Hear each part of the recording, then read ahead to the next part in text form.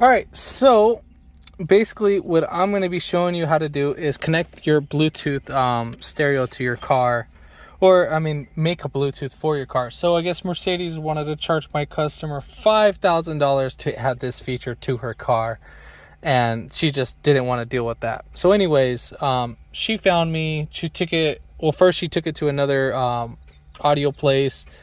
They installed the aftermarket stereo that kept draining the battery for some odd reason. I don't know how they hooked it up. I had to take that all apart. She wanted the original settings and everything. She wanted everything to function how it is. But what she really cared about the most is that she wanted the Bluetooth feature. So anyways, I did my research. I found a unit. It's by G-Ru or G-Rai, something like that. I think it's 5908 something. That was like the part for it. Came in a very simple kit. I mean, literally like $17 max. I think it was like 14 bucks, 15 bucks what she paid for it. So all right, so we have the Mercedes. This is a 2007 or 2008 Mercedes. Let me see. Yeah, so 2000. This one's 2006 right there. All right. So yeah, it's a 2006. So anyways, you got to pop off this guy right here. And so in order to do that, what you need to go ahead and do, I'll go ahead and show all this stuff. I already have it torn apart. I don't feel like bringing it out. So this is going to be inserted in, and you're going to have obviously that piece, this guy right here sitting right there. So this one literally, as it sits right there, what you're going to do is you're going to dig your fingernails right up here and just pull hard. I mean, it's very hard to pull out. So this is wood. It's wood and metal. As you can see right there, you can see a little bit of wood, that wood grain right there. So you know this is not cheaply made. Now, if it does break, it's just because of these tabs, it might be broken. So you really just need a lift up from up here. And then as soon as you lift up, you slide it right towards the stereo just to release that little tab. Now, this whole unit comes up together. So once you release this, what you need to go ahead and do is you need to stick your hand right under this and just push this one up, and it'll separate this unit from this wood grain unit. Then you're gonna have, this one's obviously the convertible, so you're gonna have a little switch right here, or a little connector that's right here for the convertible. So disconnect that, and then you're just gonna kind of twist this at a little angle and then just slide this right out. All right, so next step, you are gonna have this guy. So this guy literally just slides right out. So you just gotta lift up just a tad bit and then pull right out. If you're able to do that, then yeah, you're good on that. And then you'll have a connector right here. And so basically the connector right here, this is for your cigarette lighter, you're not gonna pull towards you. Literally, you're gonna slide right out, and then obviously from that point it's gonna be loose. So do not pull it, because then you'll destroy this. So as you can see right there. All right, so what's next is gonna be this unit, your AC control unit. So you're gonna have two torque bits units. There's these little screws right here. So they're gonna look just like that. Let me get that zoomed in. So these are torque bits. The size that you're gonna be using is I believe it's a T20 or T25. Let me make sure. So these are how the tool's gonna look like. You can get this at any auto parts store. Yeah, so they are gonna be T20s. Right here, that's exactly how it's gonna say it. If I can get that to focus. So T20, that's what I used. All right, so once you take off those two screws, they should slide right out. You're gonna have one connector right there. Then from there, you're gonna have on your stereo two screws. So one right here, one right there, one above here, and then one up there. So two on top, two on the bottom. Now, in order to get to the two on top, what you need to do is you have a cup holder right here. You need to go ahead and open this right there, just like that. And then you need to dig your hands right here and just pull this guy right back. And then that's gonna separate from the unit. This is the unit right here, and it's just literally clipped right in. So again, it's just literally clipped in. There's all your connectors. You cannot get this wrong. So the way how you're gonna put it in, it's pretty simple. All right, so once you take off all these screws, then pretty much you can slide your stereo back. All right, so we're gonna go ahead and pull this back. So right here, I already have this all connected, so I'll go ahead and show you which wires I used. So what we're gonna go ahead and do, So we have this little connector right here. So we have this little pin that we're gonna pull down, or I think we're gonna lift up. So as we lift up, we're gonna slide this top piece back. So just like that. So you're just gonna squeeze those two together and just pull them back right there. So once you pull that back right here, you're gonna have another, and then we're just gonna slide this right back over the way how it is until it clips. So right here, we're gonna go ahead and pull this tab back. So do this with one hand. So this would be the unit that would be in there with this connector. Now this is for your cell phone connector right there, if I remember correctly. So this will be in there. So you're gonna pull that out just like that. We'll set that to the side, and then this would be your adapter right here. This is the one that you guys are going to use.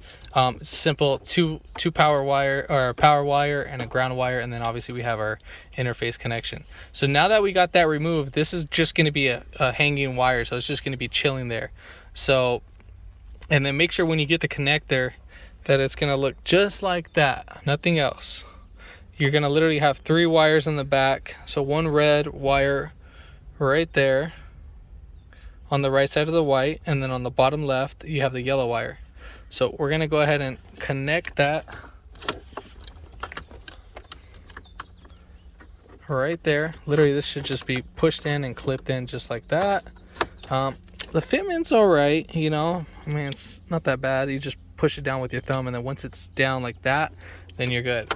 So for mine, obviously you should check the wiring diagram, get a multimeter just like that. That lets you know which one's your power wire. I used this bolt as like my ground to let me know which one was the power wire. So obviously when you're holding this wire right there on this little lead, I put it on the 12 volts or on the 20 volts because that's what I have on my test lead. So you're gonna hold this terminal right here to test out which one's voltage, and then you'll get your other lead just like that. And then I touched this, not this wire, I touched right here in the back just to see which one was my power wire. So that wire is hot at all times. I don't think I should have an issue with this. Maybe you might need the wire to be hot when the key's in the on position, but this one shouldn't be. I mean, if it does drain, I mean, it's gonna drain, I mean, barely anything. So obviously you can see it's on with the car off, but then you can turn on the stereo with the car off. So anyway, so for mine, it's going to be red blue as your hot wire, as for me, and then this brown one right here. So this little top one right here, this brown one, that's my ground wire. So as you can see, I want to make sure you guys see that clearly. Let me get that zoomed in. So sorry about the mess, guys. I just want to make sure. So red, blue, you can see how thick this one is. And then these little connectors, these are called T-splices that I use. You can get this at your Autopod store. But for this guy right here, I use the red ones. So these are for your smallest wires. And then this blue one is for, I think it's 14 gauge to 16 gauge. And then these ones are from like 18 gauge to 22 gauge. So right here, these are how those gonna look like. So those little tabs, if you get the red ones for this unit, yeah, you're gonna end up cutting into the wire and you're gonna end up messing it up. So right here, so what you do, I just want to make sure you guys see this. So you're gonna get like some sort of pliers for this unit and just squeeze this down on top of the wire. So literally you just hook up this over the wire. You're gonna need both hands, and make sure, let's back it up. So you see how right there you have, like, you want to make sure that wire's in between that, and just like that, and then you just swing this guy right over, and then you're just gonna go ahead and get, again, some sort of pliers or something just to crimp it down. Now for this wire, since this was really skinny, what I did is that I stripped this piece right here, the insulator, I stripped it back a little bit more. I spin the wire, and then I folded it. So I just gave it like about like almost like, I know when I roll it right back. So you know how like I double the length. Let me show you an example. All right, so here's the wire. This is how when you first cut it, that's how it's gonna look like. Get that to focus. So just like that. So what you go ahead and do is that you hold this. Sorry, trying to do this with one hand.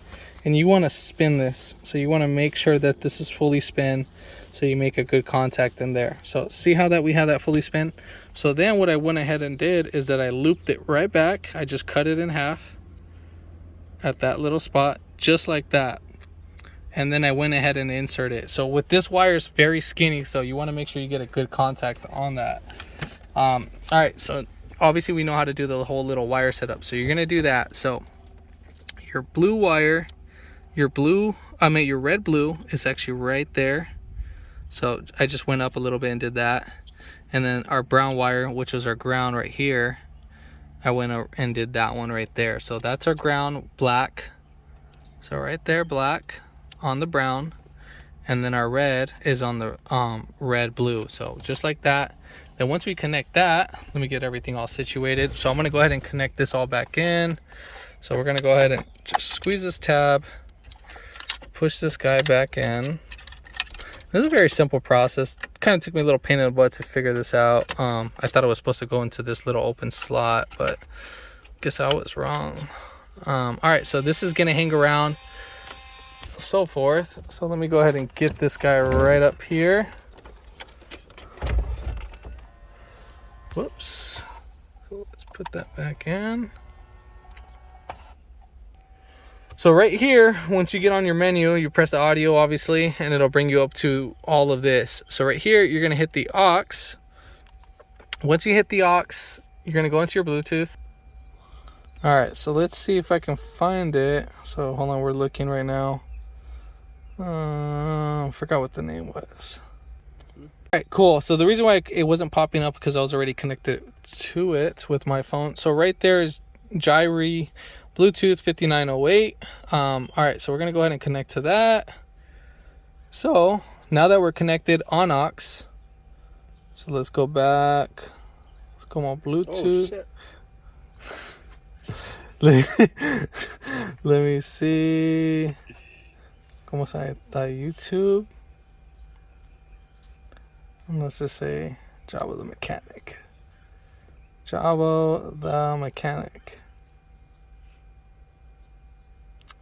All right, so let's just say we can find this one, whatever.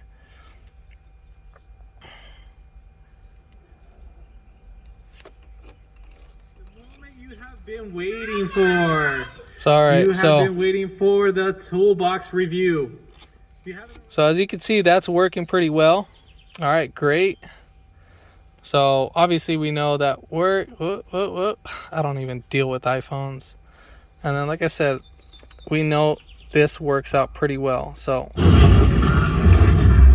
and the sound quality is not that bad. So it's actually pretty great for what it is for a little $14 Bluetooth adapter. So I'm pretty happy with it. So if this video helped you out, give it a thumbs up, comment down below if you have any questions, and hit that subscribe button for more upcoming videos in the future. And thanks for watching.